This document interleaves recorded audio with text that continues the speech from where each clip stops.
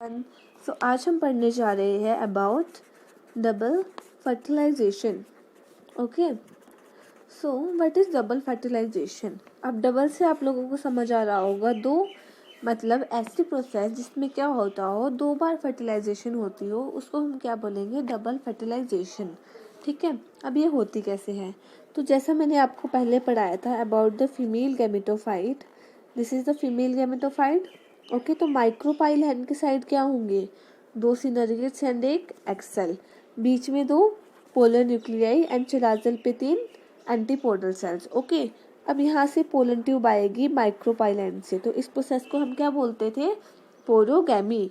और इसके पास क्या होते हैं, दो male gametes, these are the 2 male gametes. Okay, अब क्या होगा, इनमें से एक मेल गैमेट कहाँ जाएगा, एक्सेल के पास. तो जब ये एक्सेल के पास जाएगा तो एक्सेल प्लस 1 मेल गैमेट क्या बनाएंगे हमारे पास, जाइगोट, जो फर्दर डेवलप किसमें होगा, एम्ब्रियो में. ठीक है, अब एक तो चला गया, अब ये जो दूसरा मेल गैमेट है ये कहाँ जाएगा, ये जाएगा इन पोलर न्यूक्लियाई के पास, और ये मिलके क्या बनाएंगे, PEN. What is PEN, PEN is primary endosperm nucleus.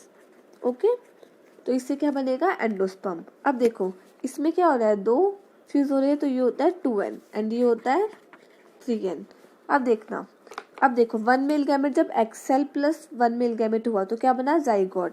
तो इस प्रोसेस को हम क्या बोलते हैं, इस प्रोसेस को हम बोलते हैं सिनगैमी. और इस प्रोसेस को हम क्या बोलते हैं, इस प्रोसेस को हम बोलते हैं ट्रिपल फ्यूजन. ओके, क्या बोलते हैं, ट्रिपल फ्यूजन. अब देखो सिनगैमी प्लस ट्रिपल फ्यूजन, जब दो प्रोसेसेस मिलती है, मतलब दो बार फर्टिलाइजेशन हुई, एक मेल गैमेट जब यहाँ गया और दूसरा जब यहाँ गया, तो इसको हम बोलते हैं double fertilisation. Double fertilisation. Okay, अब आता है significance of double fertilisation. So significance क्या है डबल फर्टिलाइजेशन का, डबल फर्टिलाइजेशन. ठीक है, अब हम पढ़ेंगे सिग्निफिकेंस ऑफ डबल फर्टिलाइजेशन. अब देखिए, सबसे पहले तो जब हमने डबल फर्टिलाइजेशन की तो ये क्या बनाता है, ये एंडोस्पर्म बनाता है. क्या बनाता है, एंडोस्पर्म. और एंडोस्पर्म किस लिए यूज होता है, एंडोस्पर्म यूज होता है न्यूट्रिशन के लिए, न्यूट्रिशन ऑफ डेवलपिंग एम्ब्रियो. मतलब जब एम्ब्रियो बड़ा होता है, जाइगोट बड़ा होता है, तो उसके न्यूट्रिशन के लिए ये यूज होता है. ठीक है, और सेकंड ये क्या प्रोवाइड करता है, सेकंड ये प्रोवाइड करता है increases the viability of seeds. अब क्वेश्चन है, विएबिलिटी क्या होती है. विएबिलिटी का मतलब हम लिख सकते हैं लिविंग, मतलब कोई सीड कब तक जिंदा रह सकता है, वो उसकी विएबिलिटी होती है. तो डबल फर्टिलाइजेशन से क्या होती है, उसकी विएबिलिटी बढ़ जाती है. ओके, क्योंकि देखो एंडोस्पर्म मिल जाता है जो न्यूट्रिशन प्रोवाइड करता है, दूसरा उसको सीड कोट्स मिल जाते हैं जो हम आगे फर्दर पढ़ेंगे. ओके, अब इस डायग्राम में देखिए, ये वाला डायग्राम है, अब आप देख रहे हैं इसमें, ये था हमारे पास क्या, एक्सेल, यहाँ से क्या बना, जाइगोट दैट इज 2n, ये बना हमारे पास primary endosperm nucleus that is 3n. ठीक है, सो अब हम आगे बढ़ते हैं. ओके, अब हम आगे पढ़ेंगे, this is very important in the terms of MCQs. आगे हम पढ़ेंगे before fertilisation and after fertilisation. मतलब फर्टिलाइजेशन के पहले कोई चीज़ कैसी थी और फर्टिलाइजेशन के बाद कोई चीज़ कैसी हो जाएगी. तो बिफोर फर्टिलाइजेशन जो हमारे पास क्या थी, ओवरी. आफ्टर फर्टिलाइजेशन ओवरी किस में कन्वर्ट हो जाएगी, फ्रूट में. ठीक है, बिफोर फर्टिलाइजेशन क्या था, ओवरी की वॉल थी, और आफ्टर फर्टिलाइजेशन वो किस में कन्वर्ट हो जाएगी, पेरिकार्प में. पेरिकार्प भी हम आगे पढ़ेंगे. फिर ओव्यूल था, ओव्यूल किस में कन्वर्ट होगा, सीड में. देन इंटीग्यूमेंट्स, इंटीग्यूमेंट्स किस में कन्वर्ट होगी, सीड कोट में, मतलब सीड की जो लेयर्स बनेगी. अब मैंने दो इंटीग्यूमेंट्स पढ़ाई थी, first is outer integument. Outer integument किस में कन्वर्ट होती थी हमारी, टेस्टा में, और इनर इंटीग्यूमेंट किस में कन्वर्ट होती थी हमारी, टेगमेन में. ओके। देन फनिकल, फनिकल किस में कन्वर्ट होगा? फनिकल कन्वर्ट होगा स्टॉक में।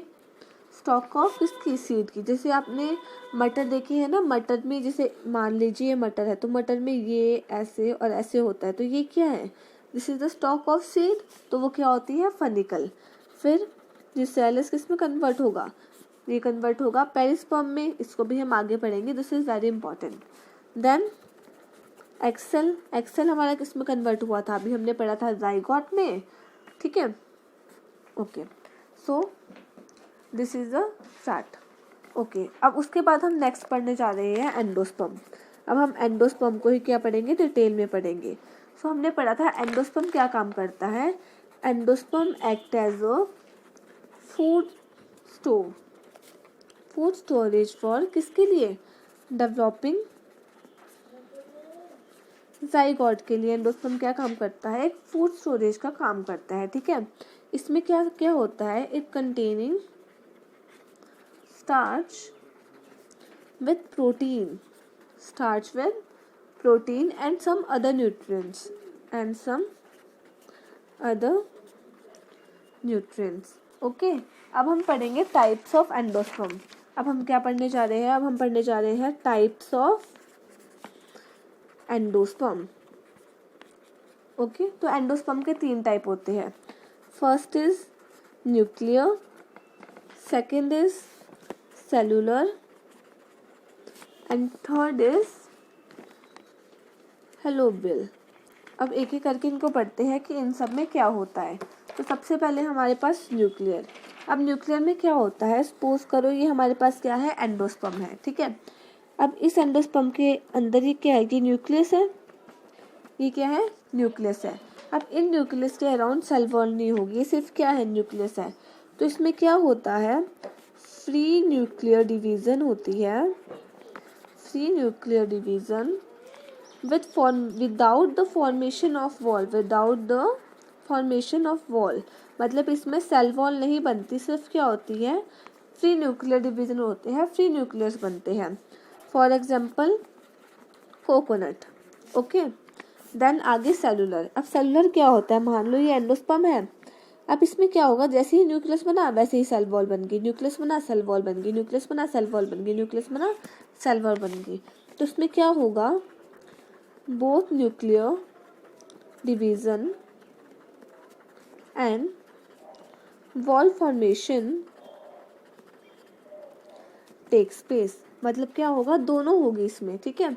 फॉर एग्जाम्पल धतूरा देखा है ना आपने, तो धतूरा, ठीक है। फिर आएगा हेलोबियल। अब हेलोबियल इन दोनों के बीच का इंटरमीडिएट होता है। अब इसमें क्या होता है? आधे पार्ट में तो फ्री न्यूक्लियर डिवीजन होगी, ठीक है, और आधे पार्ट में क्या होगी? सेलुलर डिवीजन होगी, ठीक है। तो ये क्या होता है? ये होता है intermediate between nuclear and cellular divisions, okay. For example इसमें आते हैं सब मोनोकोटिलिडन्स। मोनोकोटिलिडन्स के बारे में हम आगे फर्दर पढ़ेंगे, ओके। अब हम आगे आते हैं, अब हम आगे पढ़ते हैं। सो आगे हमारी प्रोसेस है एम्ब्रियोजेनेसिस। अब एम्ब्रियोजेनेसिस क्या होती है? एम्ब्रियोजेनेसिस होती है process of development of mature embryo from diploid zygote, diploid zygote. अब इसका मतलब क्या है कि देखो हमारे पास क्या था? हमारे पास था डिप्लॉयड जाइगोट। अब इस डिप्लॉयड जाइगोट से फर्दर क्या बनेगा? एम्ब्रियो। तो इसी प्रोसेस को क्या बोलते हैं हम? एम्ब्रियोजेनेसिस। अब मैं आपको दिखाती हूँ कि एम्ब्रियोजेनेसिस होती कैसे कैसे है। अब देखो हमारे पास फर्स्टली क्या था? हमारे पास ये फीमेल गैमेटोफाइट था, ठीक है। अब इस फीमेल गैमेटोफाइट में ये क्या था? यहाँ पे हमने जाइगोट बनाया था, ये हमारे पास क्या था? जाइगोट था। और यहाँ पे हमारे पास क्या बना था? यहाँ पे हमारे पास बना था PEN, that is primary endosperm nucleus. अब इस एंडोस्पर्म, अब ये जाइगोट है, इसको नरिशमेंट के लिए यहाँ पे पहुँचना है, तो अब ये यहाँ पर कैसे पहुँचेगा? तो इसमें डिवीज़न होनी स्टार्ट हो जाएगी। मान लो इसमें डिवीज़न हुई, ये देखो ऐसे ऐसे सेल्स बढ़ते जाएंगे, ये हमारा पेन था, सेल बढ़ते गए और ये, तो ये हमारा क्या है, ये है हमारा एम्ब्रियो, ठीक है। और ये जो सेल्स बड़े, इनको क्या बोलते हैं, सस्पेंसर, क्या बोलते हैं, सस्पेंसर सेल्स। और ये इस स्टेज को क्या बोलते हैं, ग्लोबुलर स्टेज, क्या बोलते हैं, ग्लोबुलर स्टेज। अब क्या होगा, बस इतना सा रह गया ये पहुंचने में, तो अब क्या होगा, ये तो बड़े बड़े बड़े हो रहे थे, उसके बाद क्या होगा, ये हार्ट शेप ले लेगा। कैसी शेप ले लेगा, हार्ट शेप, और इसको क्या बोलेंगे, हार्ट शेप्ड एम्ब्रियो। अब ये पहुंच गया एम्ब्रियो के पास, ठीक है। अब फर्दर आगे डेवलपमेंट होगी और क्या बनेंगे, कॉटिलिडन्स बनेंगे। मैं आपको दिखाती हूँ कैसे। ये देखिए यहाँ पर, ये है हमारे पास जाइगोट, ठीक है। उसके बाद ये क्या बना, globular embryo, suspensor, heart shape, and then cotyledons बनने स्टार्ट हो गए। सो आज की वीडियो में इतना ही, कल हम फर्दर आगे पढ़ेंगे। Thank you.